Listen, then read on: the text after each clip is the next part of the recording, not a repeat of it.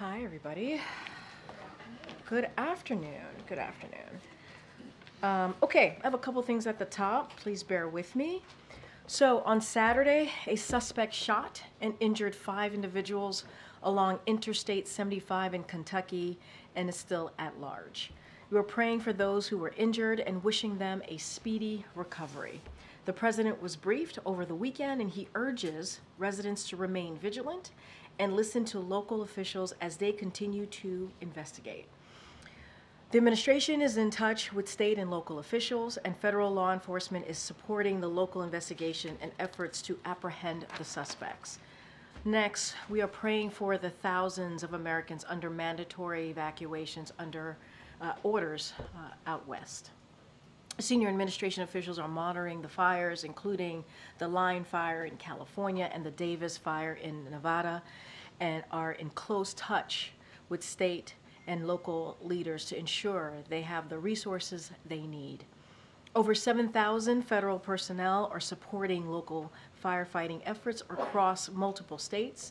Residents in the affected areas should remain vigilant and heed the warnings of local officials, especially those who have been ordered to evacuate. President Biden and Vice President Harris believe that health care is a right, not a privilege, and the mental health care is health care, period. But for millions of Americans, care for mental health and substance use conditions is still hard to find and hard to afford. Today, the Biden-Harris administration is taking a step forward, changing that by placing new requirements on health plans that will improve and strengthen access to mental health care for 175 million Americans with private health insurance. For the president, it's simple. If you have a mental health crisis, you should be able to access the care that you need, the same way you access care for a broken bone or a heart attack. Addressing mental health crisis is a key priority for this president, for this administration, and the steps being taken today will dramatically expand access to mental health care in America. And finally, later this afternoon, the president will be joined by elected officials and advocates to celebrate the 31st anniversary of the Americans with Disability Act and mark Disability Pride Month. One of the president's first acts as a U.S. senator was co-sponsoring the Rehabilitation Act, which banned discrimination on the basis of disability by any entity funded by the federal government and paved the way for the Americans with Disability Act. Since taking office, President Biden and Vice President Harris have carried the same commitment to ensuring disabled Americans are treated with dignity, respect, and inclusion, are able to live and thrive in their communities. Under the president, under this administration, the Biden-Harris administration, Americans with disabilities have seen historic increases in employment and earnings, and the administration has taken significant steps to protect civil rights and promote full participation in society. And that work will continue. With that, I will turn it over to my colleague, Admiral John Kirby, who's here to take some questions on the House Foreign Affairs Committee's report released yesterday on the Afghanistan withdrawal. With that, Admiral. Good afternoon, everybody. As you saw today, House Republicans released their investigation report into Afghanistan withdrawal. This comes, of course, 2 years after their first report, and this one says little or nothing new. We've already issued comment about the one-sided partisan nature of this report, so I'm not going to belabor that right now, but I do think a brief rundown of actual facts is important. First, on the very day this administration took office, the Taliban was in the strongest position it had been in years, and the Afghan government the weakest. The Trump administration cut a deal called the Doha Agreement that mandated a complete U.S. withdrawal from Afghanistan, and yes, that included Bagram Air Base, by the end of May 2021. That deal also released 5,000 Taliban fighters from prison. 5,000 fighters. In return, the Taliban agreed not to attack U.S. troops, which is a good thing because the former president reduced our presence in Afghanistan from about 14,000 down to 2,500. As General Frank McKenzie, former commander of U.S. Central Command, said himself in testimony, the Doha deal had a, quote, really pernicious effect, unquote, on the Afghan government and military. As we saw, it demoralized them and it disenfranchised them. They knew right then and there that America was on its way out. Indeed, in October of 2020, then President Trump ordered his military to rush the exit from Afghanistan and have everybody leave by Christmas of that year.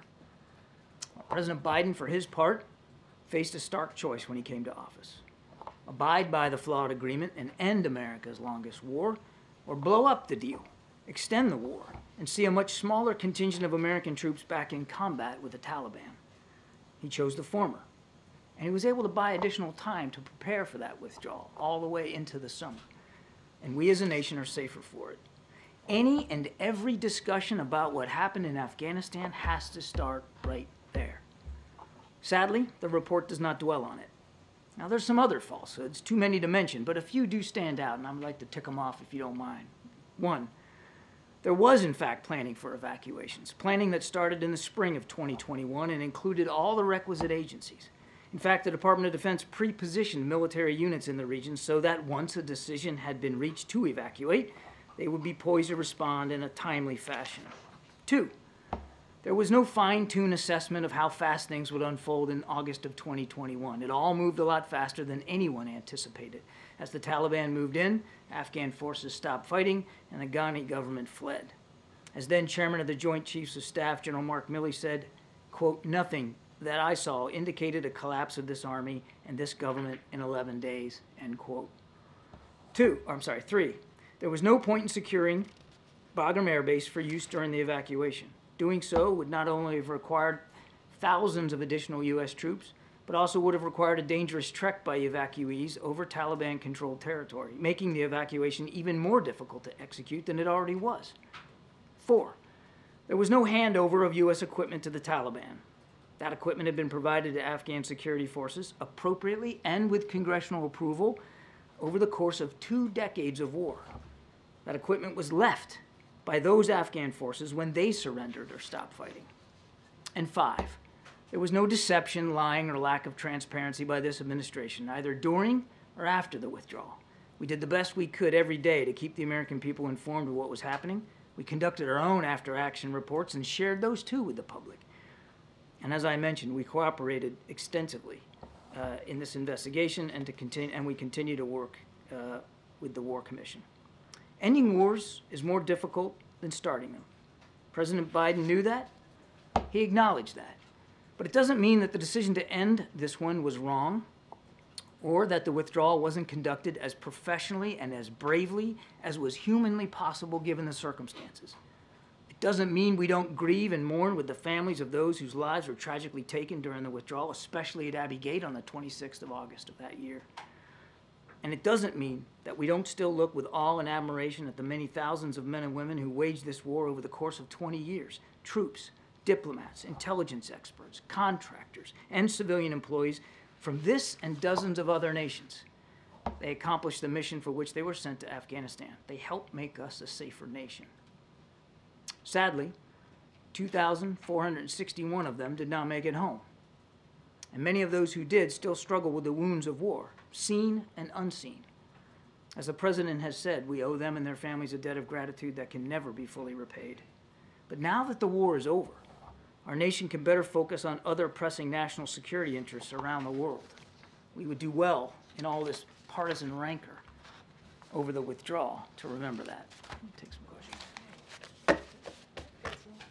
Thanks, Admiral. It's been reported that Iran has sent short-range ballistic missiles to Russia for use in Ukraine. Can you confirm that this transfer happened, and how concerning is this? I cannot confirm the reports that the transfer has happened, but I would point you to what we've said in the past, that any such provision of that kind of technology would not only have a deleterious effect on the Ukrainians' ability to continue to defend themselves and certainly on the lives and livelihoods of Ukrainians, but could, depending on what the deal, how it's consummated, have equally deleterious effects on the Middle East. And Iran, that already has an improving ballistic missile program, we could only assume would want to stand to gain from some sort of partnership with Russia to improve their capabilities in the region. And of course, given all their destabilizing activities, that's a dangerous outcome.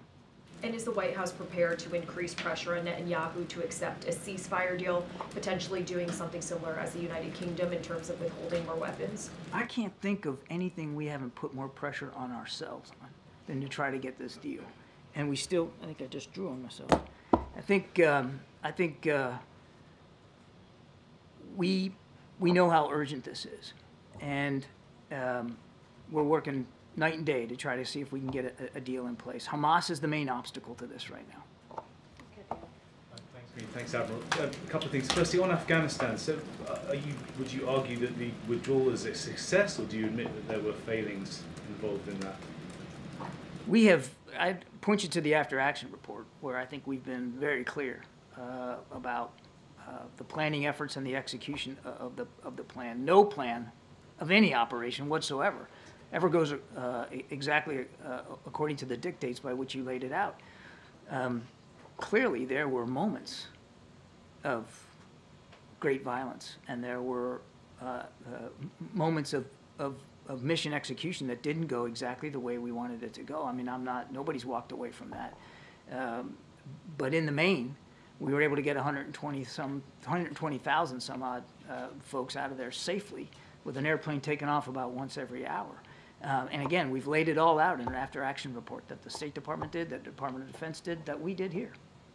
And sorry, just very briefly on the point about Keir Starmer's visit and Gaza.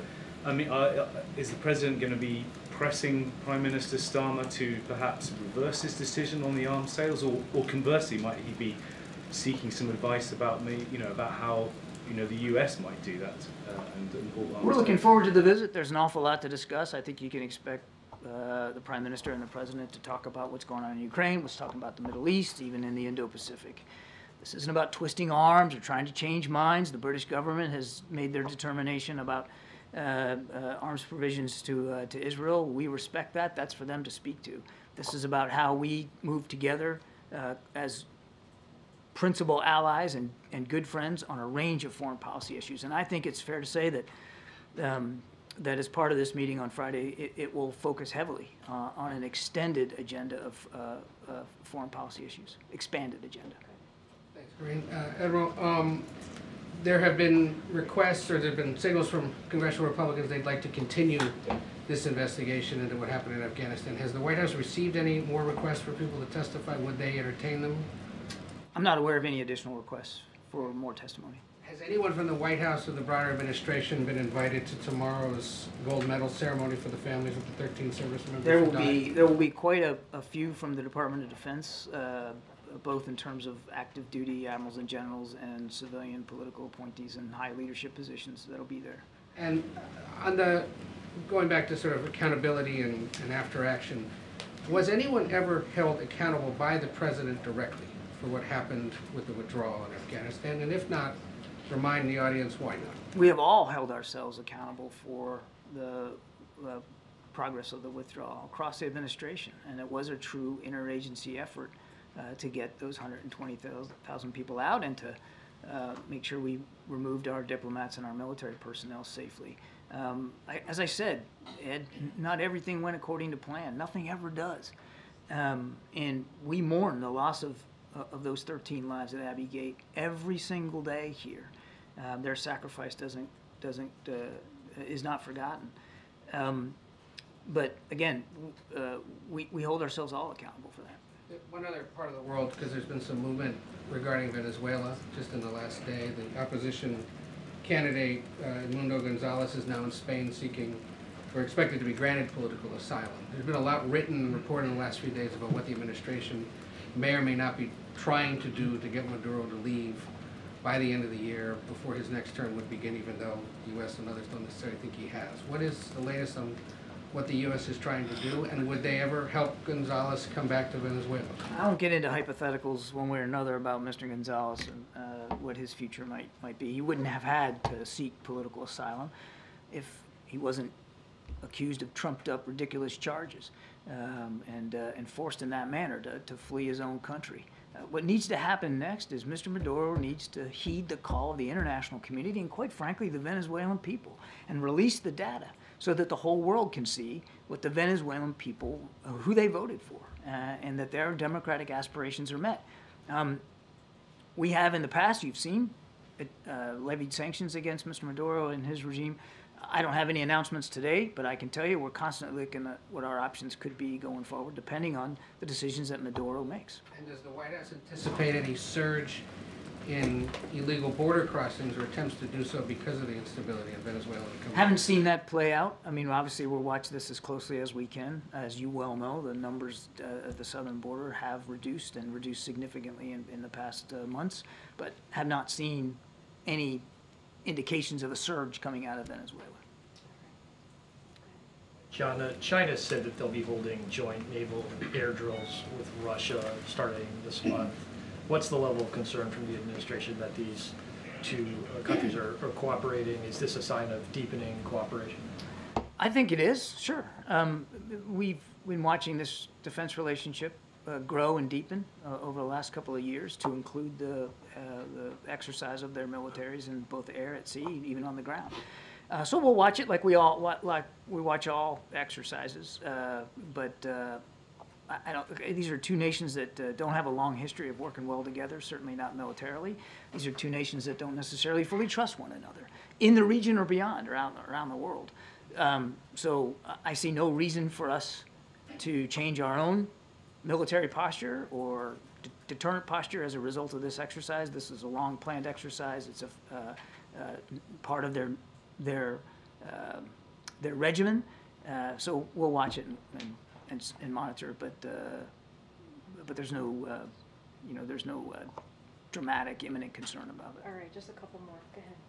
Thank you, John. Firstly, on China, there are a raft of bills up for vote in Congress this week that have to do with keeping China from accessing Inflation Reduction Act funding, that limit their EV market, that try to counter their influence on culture. Are these things that the administration supports? And do we expect to see these carried through in the Harris administration? Well, let's see where it goes. I don't like to talk about draft legislation one way or the other. Okay. Well, let's talk about Afghanistan then. Chairman McCall drew a direct line and countered something you just said, which is you said they helped make us a safer nation. He believes that the withdrawal from Afghanistan. Do you need a minute? He argues that the withdrawal from Afghanistan has in fact made the United States more susceptible to terrorism because of those prisoners released from Bagram. What can you say to the American people to assure them that this administration is trying to keep them safe, and how safe are they? Boy, just go on CENTCOM's website. Look at the press releases that they send every time they take out a leader of ISIS or an al-Qaeda leader. We have proven the case about over-the-horizon counterterrorism capability to a fairly well. Now, that doesn't mean we're sitting back, resting fat, dumb, and happy. That's the kind of capability you have to keep working at and keep trying to improve, and we are. I think it's also important to look at what else is going around the world. You know who would have loved for us to be stuck in Afghanistan for another 20 years is President Putin, President Xi. They would have loved that. But now, because we're not in a ground war in Afghanistan, a ground war for which the original mission had long since been accomplished, we're able to focus on those more modern and relevant threats to our national security posed by nation states and non-nation states around the world. But as for counterterrorism capability, again, we have proven time and time again that we are able to monitor the threat and deal with the threat, sometimes in near real time if need be. Not taking it for granted, not saying we don't always have to keep sharpening it, but believe me, we're focused on it. Administration officials have said that after the 6 hostages were killed earlier this month that Hamas changed the terms of the deal. Did Hamas explicitly tell mediators that there are new terms, that they want more prisoners released? And would you still characterize negotiations as on the verge of a ceasefire and hostage deal? To your first question, yes, Hamas did change some of the terms of the exchange, and that has made it more difficult for us to get there. I'm sorry, your second question was? Would you still characterize the deal as on the verge? We still believe that even for the new amendments that Hamas has made, that it's still worth an effort to try to see if we can't get back into a ceasefire negotiation, but we're not there right now. Sir, there's a report that the president's convening his national security team on this issue today. Obviously, it's not on his public schedule. Is there anything more you can say about who he's bringing in or what he's doing, or is this part of the ongoing conversation? I think there was a little bit of a a miscommunication, Kelly. What was being referred to was his normal presidential daily briefing where he's presented with the intelligence of the day and has a chance to speak to some members of his national security team when he does that. It was not a major NSC meeting. Thanks, John. The American citizen who was killed in the West Bank on Friday, Aysen Ege, has the president had a chance to speak to her family at all? And do you have any sense of where the investigation stands? I know that you all had asked for the ball to get rolling on an investigation to her death. Do you know if there are any updates on that? He has not spoken to the family as of yet. I don't have a call to talk about today. Obviously, we continue to mourn with her family, of course. The Israelis have reached out, made sure that we knew that they were promptly investigating this. As I understand it from just before I came out here, they are moving swiftly on this investigation and will soon, we think, in coming days, be able to present their findings and conclusions. We'll obviously withhold our judgment until we see that. We've called for a complete, thorough, swift, and transparent investigation. We'll see what they learn. Okay, final question, go ahead. Oh, hi, thank you. Do you have any response to Russian drones violating NATO member states, Latvia and Romania the weekend? I think you're talking about reports that parts of drones, I think, have landed in Allied territory, if you will. This is unfortunately not a new development. It has happened over the course of the war in Ukraine, where missile fragments or drone fragments sometimes get caught up in the combat, in the air combat, and land in a neighboring nation. We watch that closely, as you might imagine. We're in close touch with our allies and partners about that. But it just underscores the danger that Mr. Putin's war in Ukraine has now caused to the whole European continent, and the fact that the security landscape has changed, not is changing, not will change, but actually has changed, which is why we're doing everything we can to make sure Ukraine can defend itself. All right, thank you so much, Admiral. Thank you. Thanks, John. Thank you, guys. Okay, all right. Hi, Chris. It's been a while. It actually has been a while, right? It actually has. All right. Question, first of all, on the war in Gaza. Yeah. The UN Secretary General said the UN was willing to monitor any ceasefire deal. Is this something the White House is interested in, perhaps taking them up on that offer? Say that one more The time. UN Secretary General said the UN would monitor any ceasefire deal. Is the White House interested in taking them up on that offer? Look, as you know, there is, and the Admiral just spoke to this as well, we're continuing to have those conversations. We continue to want to make sure, right, that we get these hostages home. We want to make sure that we have an end to this war. That's what the president has said. And so we are pursuing certainly all efforts, is something that the president said, to secure a deal that would release, again, the hostages that are being held by Hamas. We cannot forget that the murder of the 6 hostages by Hamas and has actually put us in a place where this is incredibly, even the urgency is even more clear, right? And the new demands they've made have called into questions, right? Hamas's readiness to do any deal at all, and the sincerity of the negotiations. And that's what we see. So, even though we're hearing that, we want to continue to talk about the next steps with our co-mediators. This is Egypt and Qatar, and that's what we're doing. That's the focus. That's what the president believes in order. The best path forward is to get this hostage deal, and that's what the president wants to see. The Vice President is preparing for a debate tomorrow night with Donald Trump. Has the President spoken to the Vice President about the upcoming debate? And also, is he planning to watch it tomorrow night? So I can say, and I think I confirmed this last week in either a gaggle or at the briefing, which is that the president is going to watch the debate. He's looking forward to watching the debate. I'm not going to preview or confirm any conversations between the president and the vice president. As you know, they speak often. The president is incredibly proud of the vice president. I just don't have anything to share beyond that, but he will be watching. We'll be watching in New York. Yeah, what is he watching for? I mean, I'm not going to get into details, but he'll be watching. He'll be obviously supporting the vice president in her debate. I just don't have anything else to add to that. Thank you. Thank you. Can you confirm reports that the president is hoping to establish a U.S. sovereign wealth fund and give any estimated time of announcement for that? So I certainly don't have anything to announce from here. But look, the president has worked to unlock investments here at home. and abroad that benefit our economy, right? The economy and also our national security. That is something that the president has worked to do in the past 3.5 years. I just don't have anything to announce at this time. Thank you. With Congress back today, can you just give us the broad White House view on the state of government funding negotiations? And obviously you issued the veto threat on the House Republicans' proposal, but with that dead on arrival in the Senate. So a couple of things. I think the SAP went out, so certainly would direct you to that. That came out of this administration. But with the end of the fiscal year rapidly approaching, obviously by the end of this month in September, Congress needs to pass a short-term continuing resolution to provide more time to pass full-year funding bills.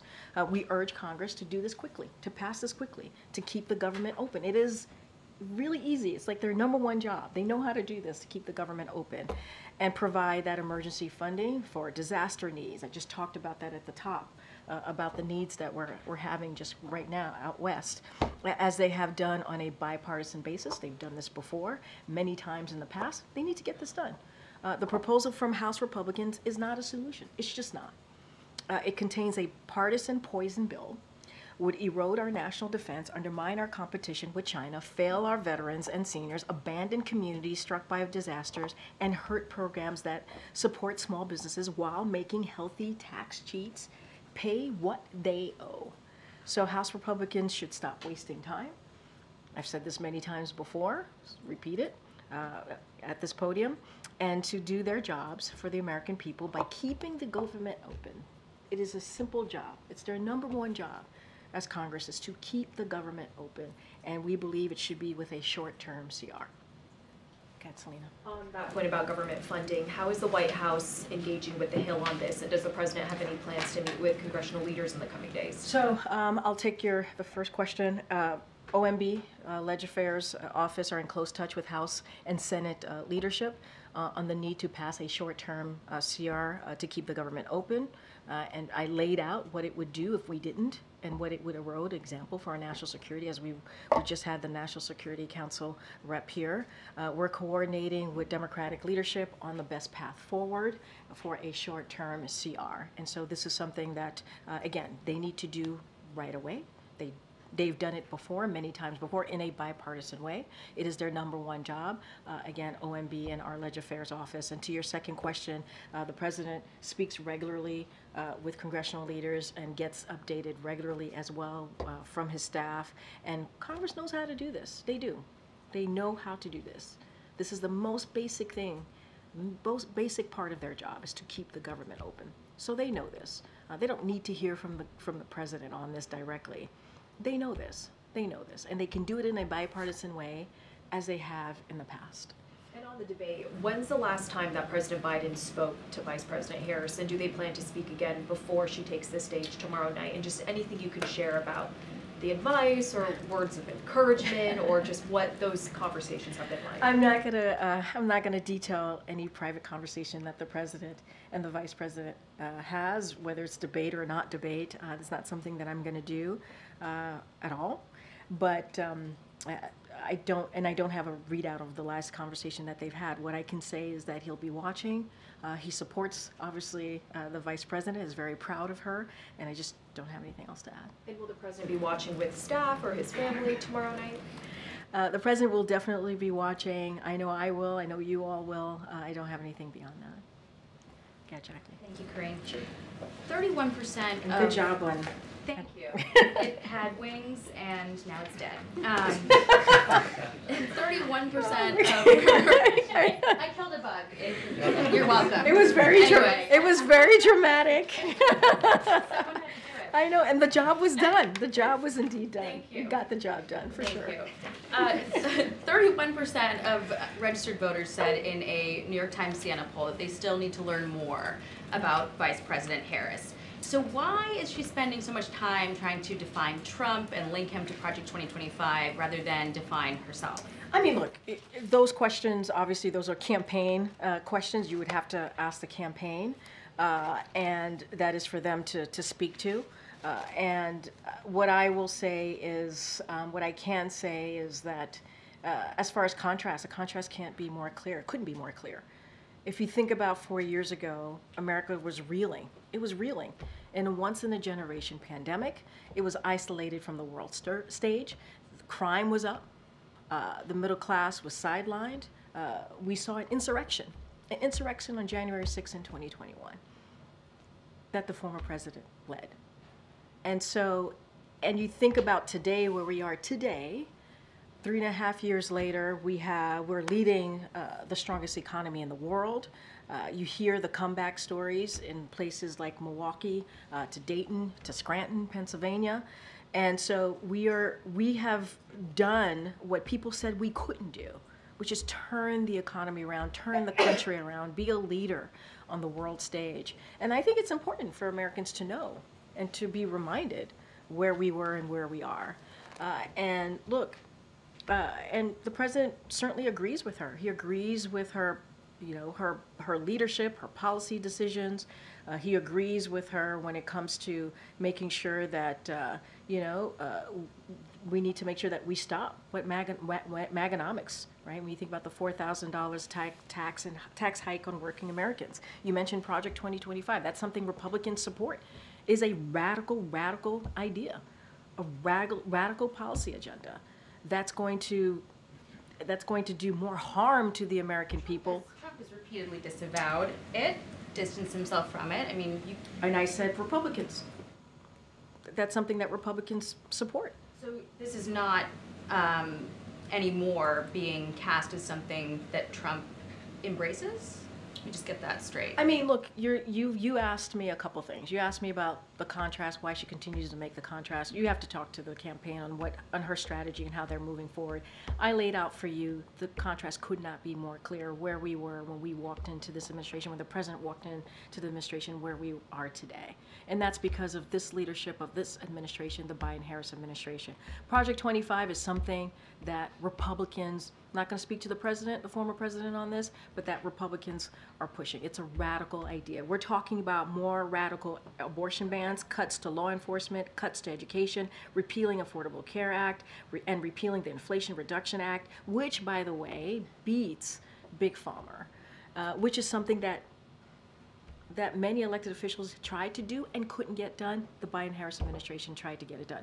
That's what I can speak to, and that's just a reality. That's what's in that agenda. That's what Republicans are pushing, and that's what I can lay out for you. To the campaign, but the campaign's not holding regular briefings. They don't have a forum, a Q&A forum like we have here, and you're the spokesperson for the Biden-Harris administration. I just answered your question on why the contrast could be more clear. I just answered your question about Project 25 and what it's trying to do and what Republicans are supporting. I just laid that out. I don't think it was the question I asked, but I do appreciate the answer. No, you asked me why the vice president's campaign, the Harris campaign, is not doing X, Y, and Z. I said to you, you gotta talk to the vice president's campaign, and that is, there's the hat check. I gotta be mindful to that.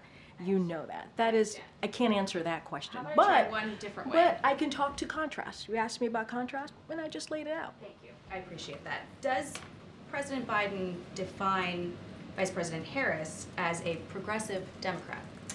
Look, the vice president has been a critical partner to this president.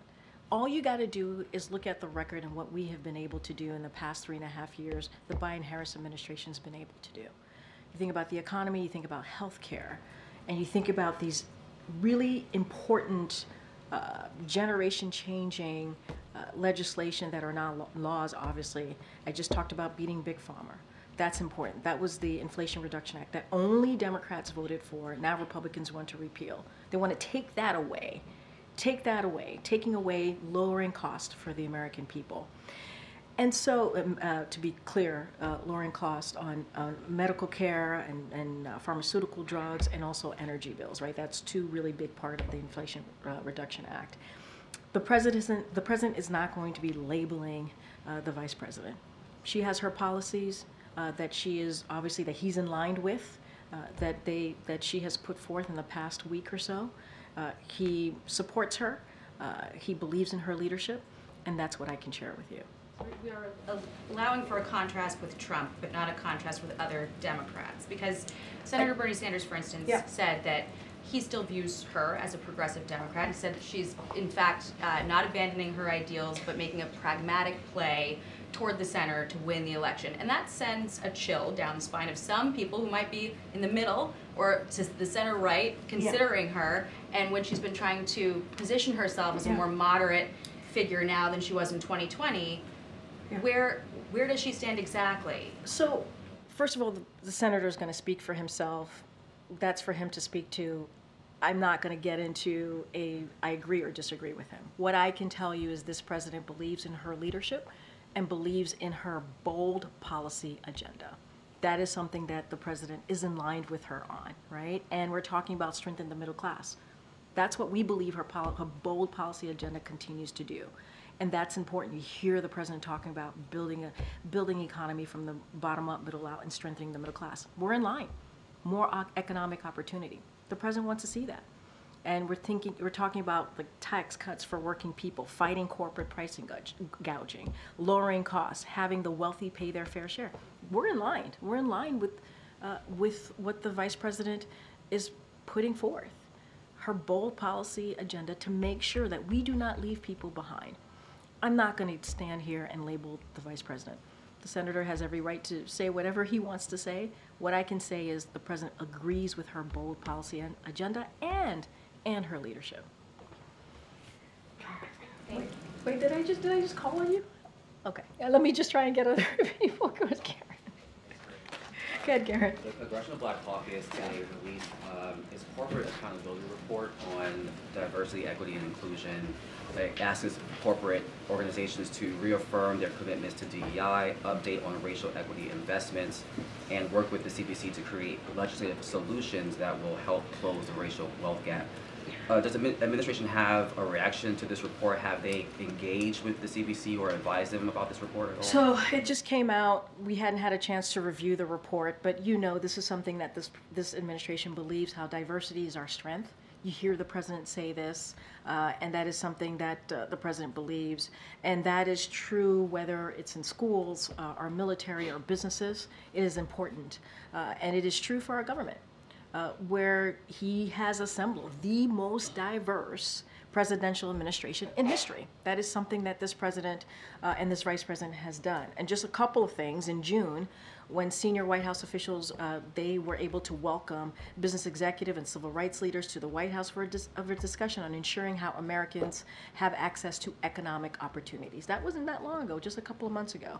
And at that event, business leaders joined civil rights leaders and congressional staff to share best practices and actions that will protect and create pathways to opportunity. So this is an administration that understands that it is important to not leave any communities behind. And I think what we've been able to show these 3.5 years, how those communities who have felt behind, like they were left behind, are now included in the process. They're included in our policies. They're included in our legislation. They're included in how we move forward, even in executive actions, right? And this is the president that takes that very seriously. He also believes it's important to have those different voices at the table, hence having a very diverse, the most diverse administration. And so while we haven't gone through the study, what we can say, we believe diversity is indeed our strength. It is important to continue to do that work, and that's what you're going to see from this administration. CBC is also, as you know, hosting their annual legislative conference this week, and the president is hosting a Black Excellence brunch on Friday. Was that intentionally planned for this week with CBC? And what can you share about the president's remarks that he will be giving? Yeah, so not going to get ahead of his remarks. The president's looking very much forward to holding that brunch here, the Black Excellence brunch here on the South Lawn on Friday, as you just said. But I could share a little bit just more broadly. You can expect the president to speak about the enormous contribution that Black Americans have made to this nation. You've heard the president say that before as well. And continuing our efforts, as I just stated moments ago, about making sure that there are opportunities for all Americans, including Black Americans. So that is something that the president certainly, I think, will touch on, and you will hear more from him on Friday. Is the President or Vice President attending the Phoenix Awards and giving remarks this year? They We'll did have more to previous years? share in a couple of days. We'll have more to share. Go ahead, sir. Go ahead, sir. Go ahead, sir. Yeah, on mental health parity, enforcement's long been an issue, and many plans haven't complied with requirements over the years. Does the administration plan to be more aggressive in terms of enforcement going forward on this? Well, anything that's might be the legalities of it, I'm just not going to get into hypotheticals. It's obviously an issue that's very important to us. It's a great step forward when we talk about the mental health parity, and it's a parity, right? Healthcare, mental health, it should be healthcare. And so we're going to certainly continue to make sure that effort is a key part of this administration in the next 4 or 5 months. Any legal stuff, I'm just not going to get into hypotheticals or anything like that, but this will continue to be a priority that I can continue to be very clear on. Kat Kellyo. How would you describe the way in which in briefings and in other White House communications since July 21st, you reference the vice president more? We hear now more Biden-Harris administration, when if we look back, it would have been much more focused on just the president. So as you do that, how do you describe the importance of, in this official way, talking about her and linking her to the accomplishments? Look, I think it is important for Americans to know that the vice president has played a very big role in the success of this administration over the last 3.5 years. And we have said this before, even before July 21st, how much of a partner she's been, a critical partner. It is not the first time that we've said it. Maybe we're saying it more, to your point, but we've been pretty consistent in saying that their partnership is important, and how she has had even a critical role. If you think about some of these historic pieces of legislation where she was that vote, the vote that she made in the Senate, helped pass that legislation and turn it into law, the Inflation Reduction Act, for example. And so, I think it is important to note how much of a key partner that she's been. And that's something that the president wants us to do. He wants us to make clear to the American people that Vice President Harris has been here from day one, obviously, and has had a leadership role, and will continue to do that. And do you see that as a part of her introducing herself to the country, which is something her campaign has talked about, but again, in this official lane? No, I get the official lane. Look, I don't want to get into murky waters here by getting into her own strategy. That is certainly something for her to speak to. But we want to make sure that people understand, the American people understand, that this continues to be a partnership. This is a partnership, and we've said that before. We've said that throughout the last 3.5 years, and the president respects her leadership. He respects her bold policy ideas, as I was speaking to Jackie about back and forth moments ago, and he supports that. And I think it's important for the American people to understand that, to be very clear, and that's one thing that we want to be very clear about from here. Go ahead, in the back. The Office of Management and Budget has asked federal agencies to start thinking about the transition, that regardless of where we are in a couple months and who wins, there's going to be some kind of transition. How are you all thinking about that? How is the president thinking about that? Especially given, I know at the beginning of this administration, a frequent refrain from your office was, we didn't have a lot of help during the transition from agencies within the government, people within the government. How are you all thinking about what you want that to look like? So let me just state this first so that folks who are watching understand, because I know you all understand this. What is happening right now is common. It is not unusual. It is something that every administration at this point, who are clearly coming to the end of their administration, have to do. So it's a common process, nothing unusual there.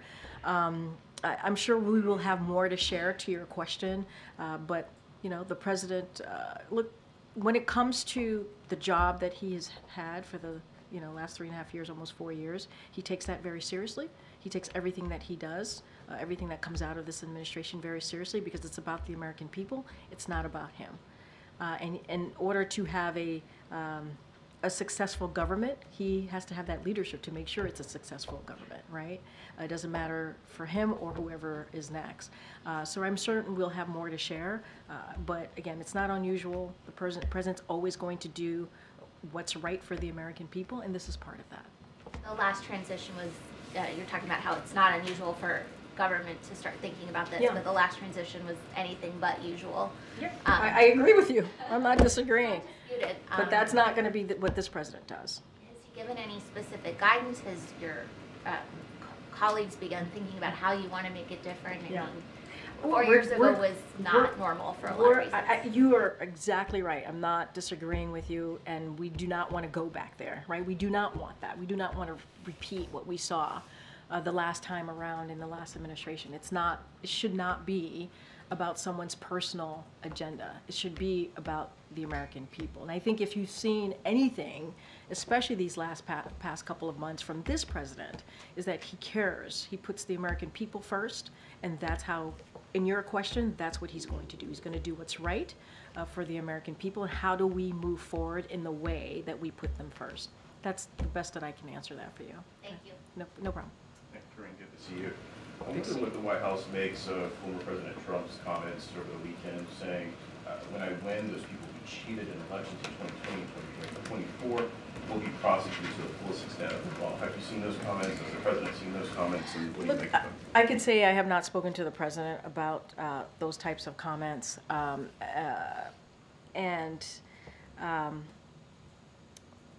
Look, and I want to be careful because obviously he's saying it as in his campaign capacity, but that type of rhetoric is dangerous. This is not who we are as a country. This is a democracy, and so that's what the president believes. That type of rhetoric is coming from, a former president, is dangerous. I mean, we saw what happened on January 6th in 2021. 2,000 people went to the Capitol. Some of your colleagues reported on this. Some of your colleagues were there. Law enforcement members were attacked. It was a dark day in our country because our democracy was attacked. And they went there because they were told that they should overturn an election, a free and fair election, where dozens of Republican judges said that it was indeed a free and fair election. And so that type of rhetoric is dangerous and unacceptable, and that is not what this president believes. Just a quick question on voters in particular. As the president makes some outreach to black lawmakers, I wonder if he's going to make some outreach to black voters specifically. The both campaigns are working to do that in states like Georgia. Yeah. And perhaps some of that economic message is getting lost with some black voters. If you talk to them, they have a different picture of the Trump economy than they do the Biden economy, so to speak. How's the president, the vice president going to talk directly to black voters about the economic issues at hand? So I got to be careful because you're asking me about a strategic play, a campaign play, when you're saying voters, black voters in particular, in your question here. So you would have to ask the campaign specifically on how they're going to do that, what their outreach is going to be. But in terms of the record and I hear the question, so I just have to be really clear. We respect Hatch Act, we respect the law here, so I can't speak to a strategy here, but it is what you have seen this president, this administration do, cabinet secretaries, this president, obviously the vice president in her official capacity, is that we try to go out there, right? We go out there, we meet the American people where they are. We talk about what we have done in this administration over 3.5 years. We talk about how we've been able to rebuild the economy. We've talked about how we're leading the economy in the world, right? The strongest economy in the world. And it is not done by accident. It was not by accident. Right? It is because the president and Democrats in Congress, when you think about the American Rescue Plan, which helped turn things around, put checks in pockets, right? We're able to do that. Put shots in arms, right? So we can deal with a once-in-a-generation pandemic. It was not easy, but we were able to get this done. Now, do we understand that some Americans are not feeling that? Yeah, we get that. We understand. That's why the president is going to continue to talk about ways to lower cost. You saw the president and the vice president recently, a couple of weeks ago, or just last week, a couple of weeks ago, talk about how the drugs that are going to be lowered in cost because they were able to beat Big Pharma. And so now Medicare is able to do those negotiations. That matters. That matters to Americans. So we're just going to have to continue to talk about it, let Americans know. I can't speak to the campaign strategy. That's something that they'll speak to. But the president believes it's also his job to communicate directly with the American people and to let them know what we're doing. And the economy, the healthcare, climate change, even on the world stage, and how we're being in our leadership and how we're leading in that way. And so, it continues. We're going to continue to do that. Be out there. Recently, the U.S. identified the first case of H5N1 in a person that had no known animal contact. And I wonder if that changes the posture of the White House's pandemic office, or if there's any updates as to how the administration is tackling this outbreak. So look, we take all of this very, very seriously. So what we're going to continue to do is continue to monitor and help states where it's needed, right? Assist where it's needed. I don't have an update for you, but obviously our number one priority when it comes to the pandemic office and also other White House offices, and what we're trying to do here is we want to make sure that American people feel safe in communities out there, and so we're going to monitor it. I don't have an update for you here at this time, but we take this very, very seriously. I think we're going to start wrapping up. Go ahead, Ed. I know. Thanks. Karine, I want to ask you about jobs. So the Biden-Harris administration, the Biden-Harris administration has been touting manufacturing jobs for the past year. But the last jobs report showed that manufacturing lost 24,000 jobs, and the trend over the past 3 months has been a loss of 11,000 jobs per month on average in manufacturing. So why is it going the wrong direction? So look, we pay attention obviously to all these reports. What we also want to do, yes, we pay attention to reports, we pay attention to data, but we also want to make sure it's taken into context. And so we can't lose that as well. A couple of things, manufacturing investment has hit all-time highs for 6 consecutive quarters. That's important. Factory construction has more than doubled to an all-time high. And it takes time for factories to build and to be built, and also manufacturing jobs to be created. And so we've created over 1.6 million jobs in manufacturing and construction. So you got to put this all into context. And we've seen businesses invest more than $900 billion in manufacturing and clean energy. And one analyst said, and I quote them, "After years of inaction, America is now building factories at a rapid rate." And that is because of what we've been doing, which is investing in America. And there's always more work to be done. And that's something that you can see from this administration. So you need more time. Is there a time frame as to when those jobs will materialize? I don't have a time frame for you, but what I can say is we got to take them all into context, right? We do. Data is important. We pay attention to reports, but we can't miss what we've seen the last 6 months, right? Consecutive 6 months as well. We can't discount the investment that this administration has been able to make into manufacturing, right? We can't discount the 1.6 million jobs that have been created. That is important. The $900 billion in investment, we can't discount any of that, right? That has to be put into the context as we're looking at this particular question that you're asking me about manufacturing jobs. All right, everybody. Thank you so much. Thank you so much.